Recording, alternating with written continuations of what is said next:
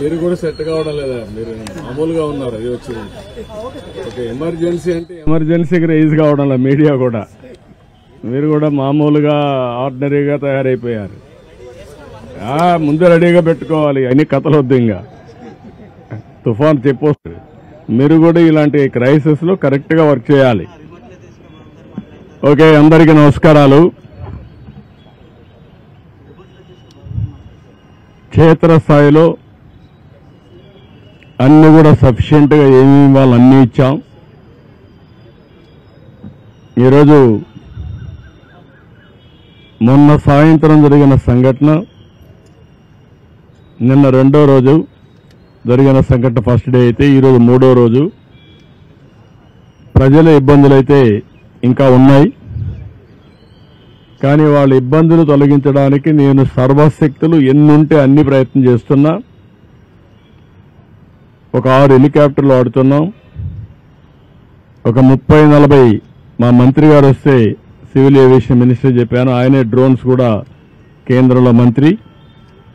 ఆ డ్రోన్స్ ఎన్నుంటే అన్ని డ్రోన్స్ తెప్పించి డ్రోన్ ద్వారా కూడా ఆహారాన్ని అందజేసే కార్యక్రమానికి శ్రీకారం చుడుతున్నాం.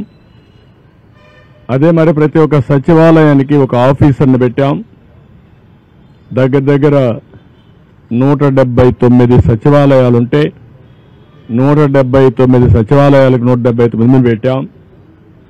అక్కడికి రీచ్ కావడానికి ట్రాక్టర్తో రీచ్ అయితే ట్రాక్టర్ కానీ, వ్యాన్ తోటి రీచ్ అయితే వ్యాన్ కానీ, ఒకవేళ ప్రొక్లైన్తో రీచ్ అయితే ప్రొక్లైన్ కానీ, ఇంకొక పక్కన ఏదైతే బోటుతోనే రీచ్ అయ్యకుంటే బోట్లు కానీ ఏర్పాటు చేశాం. మారుమూల ప్రాంతాల్లో ఉండే ప్రతి ఒక్కరికి తక్షణ సహాయం అందించే విధంగా కార్యక్రమాన్ని రూపొందించాం. వీళ్ళందరిపైన డివిజన్కు ఒక సీనియర్ ఐఏఎస్ ఆఫీసర్ ఇన్ఛార్జ్ పెట్టాం. 32 మంది ఐఏఎస్ ఆఫీసర్స్ ఫీల్డ్లో ఉన్నారు. ఇప్పటికి 10 జిల్లాల నుంచి దగ్గర 9-10 జిల్లాల నుంచి ఫుడ్ కూడా తయారు చేసి వీలైతే ఎయిర్ లిఫ్ట్ కానీ దగ్గరుంటే ట్రాన్స్పోర్టేషన్ తెప్పిస్తున్నాం.